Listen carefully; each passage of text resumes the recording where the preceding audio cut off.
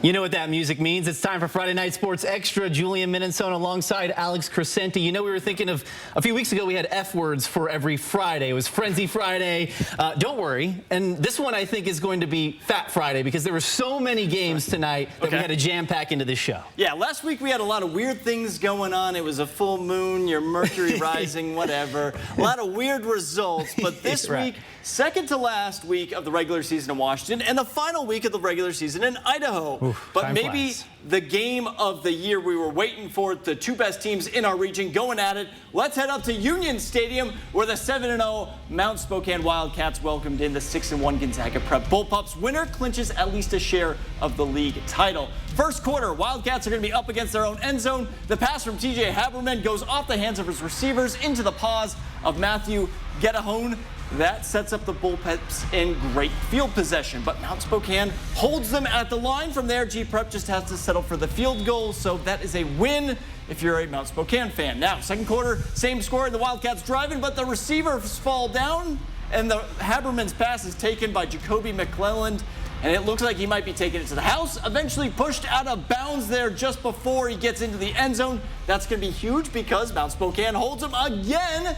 So the Bullpups lead is just 6-0 in the second quarter. Now Wildcats eventually get onto the board later in the second. Haberman rolls out to his right, finds Ryan Borchers for the touchdown. The game's first touchdown, and Mount Spokane leads this one 7-6. Now, just before the half, Bullpups respond as Bodie Stafford finds Isaiah Dawkins standing all by himself. They retake the lead going into the break. Out of the halftime, G-Prep goes right back to work at the goal line. They catch all of the Wildcats defense snooze in there, and Carson Flynn strolls in to extend the lead. Now, late in the fourth, it's Mount Spokane down to their final shot, needing a miracle, but Haberman is sacked, and that's going to clinch it. Gonzaga Prep gets the hard-fought win on the road, 21-10. They will at least have a share of the title there, and they'll be most likely hosting a playoff game.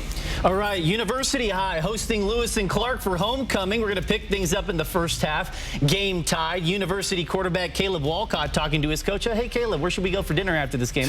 You know, I don't know. Chili's. Wherever you want. Yeah, Chili's is a good spot. Well, I don't know. Caleb had an idea. How about some beef for dinner? Walcott rumbles ahead, uses the muscles, and gets the first down for University. Right into our camera right there, but no cameraman was hurt in the making of these highlights. Titans in the red zone now. It's Walcott again, running past all the Tiger defenders for the touchdown as University takes the lead there in the second half. Now, U-High going for the two-point conversion. Walcott calls his number again. I'm pretty sure their playbook just has a picture of Caleb Walcott on it. It was all him the entire drive. University, they hang on to defeat LC 36-29.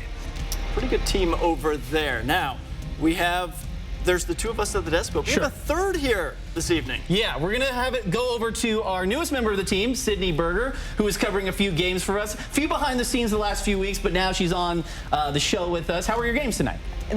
Julian, they were great. I'm excited to be here in front of the camera instead of behind the scenes this time. So thank you guys for that. I will take you to one of the first games of the night. Ferris High and Central Valley faced off, one of the first games of the night, and right across the street from us at One Spokane Stadium. Let's take a look. Both teams sitting at 2-5, trying to end these last few weeks on a high note. And this was a high note for Ferris here. Fareed Lal is their go-to guy, and he shows why. First down for the Saxons, but they can't do much else. They would miss a field goal attempt, and now it's Central Valley's turn. Bo Reisner sacked by Roderick Bird. Ferris will get another chance, but the Bears defense had other ideas.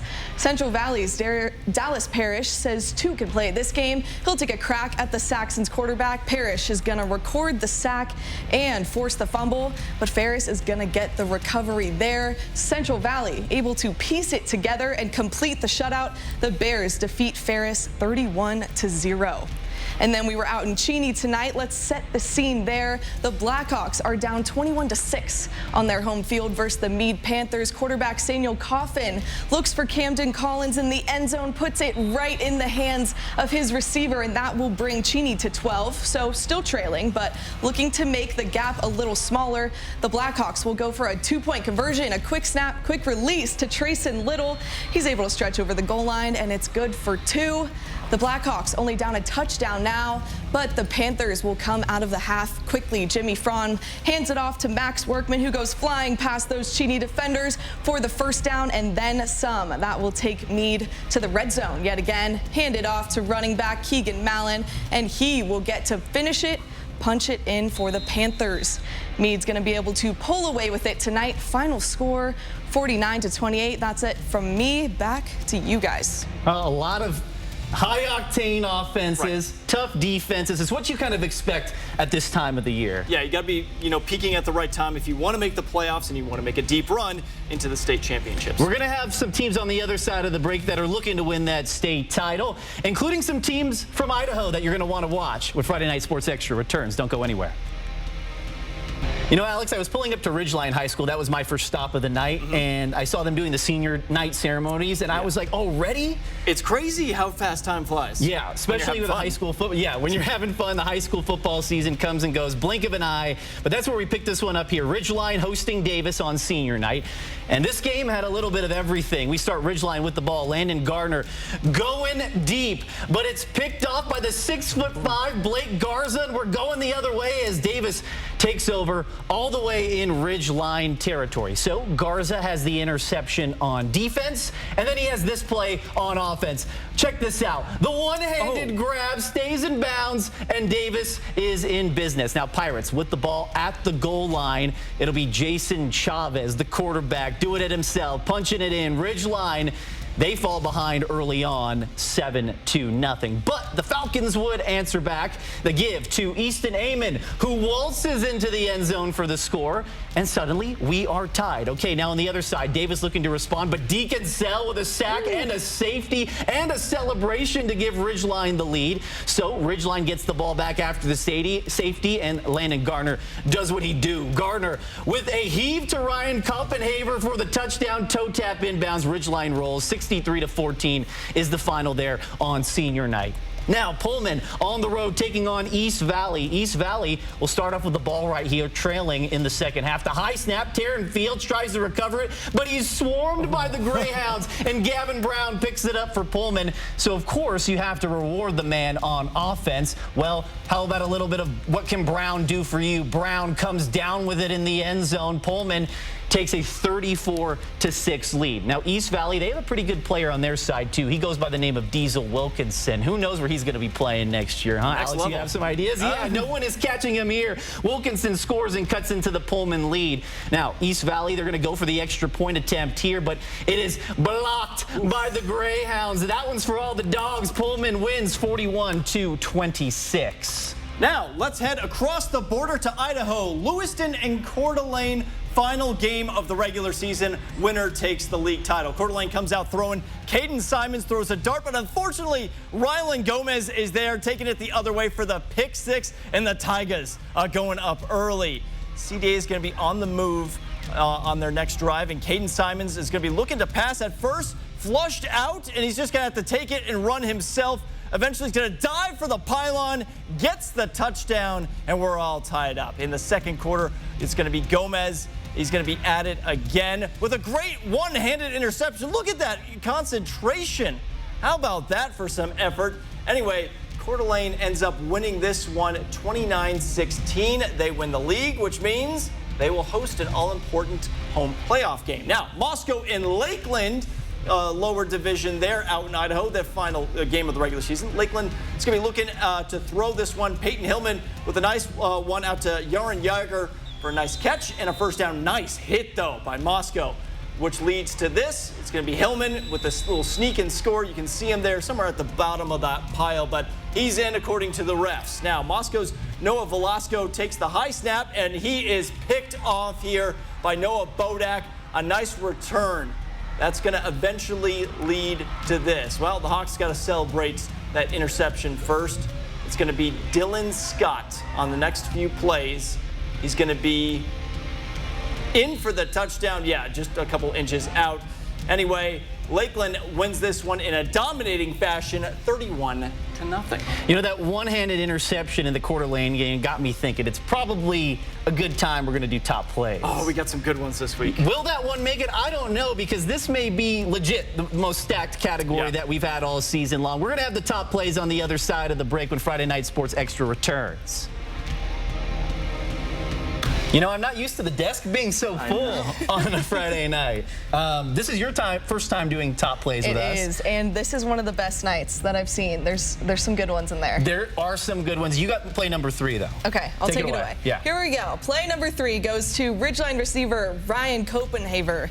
He shows off the great hand-eye coordination to catch the ball and keep his feet in bounds for the touchdown.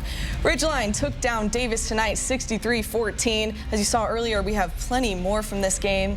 Those plays, we'll look at it one more time. Right. Perfect. Look at that, guys. Yeah, great concentration. Yeah. Video games doing wonders. Yeah, great job, Ryan. If being in the top plays was a crime, Sam Bafu-Torre would be doing the time. Bafu-Torre makes his second appearance in our top plays. He's going to moss the defenders during the LC drive. It was a great catch there. Let's look at that again. Just amazing there. I mean, that dude is going to be playing at the next level. If he is not, that is definitely crime, Julian. Play number 1, I knew it as soon as I saw it, comes from the Ridgeline Davis game. Blake Garza with one of the most incredible catches you'll ever see. Looking like Mr. Fantastic, stretching out for the grab right there. So nice, we're going to have to see it twice. Davis, they earn our top spot tonight, but like we mentioned earlier, Sydney said, Ridgeline still gets the win. But Garza gets to brag to all the friends at school on Monday. Blake Garza, now that's a great name. That is a sports Division I athlete. Yes. Maybe 6'5". He's playing at Iowa or something. Yeah, 180. Yeah, like Luka Garza. Yes, no relation. exactly. At least I don't think. We have a big college football weekend as well. We're going to talk about it on the other side of the break. Cougs and Eastern, they have their homecoming game. We'll talk about it on the other side of Friday Night Sports Extra returns. So the high school football is done for tonight. Tomorrow's all about college football. Saturdays for the boys there. Cougs, you both are WSU alums. Oh, yeah. How are you feeling right now? Because it's been a topsy-turvy roller coaster type of season, and you got Oregon at 12:30 tomorrow here on KXLY. Bit nervous, 20-point underdogs, haven't won against Oregon since 2018, haven't won in Eugene since 2017. Yeah, I'm going to echo what Alex said there, but, you know, there's always hope. You know, they had that Minshew mania in 2018. Maybe they can summon that in Eugene at Autzen Stadium. Yeah, maybe, he'll be coming out for QB instead of Cam. Oh. That'll be cool. He still has some eligibility left, right? I think so. 12:30 kickoff. You can watch it right here on KXLY. We'll have post-game coverage. Eastern Washington also taking on Weber State for homecoming tomorrow. 4 o'clock. We'll have that on KXLY. See you guys next week.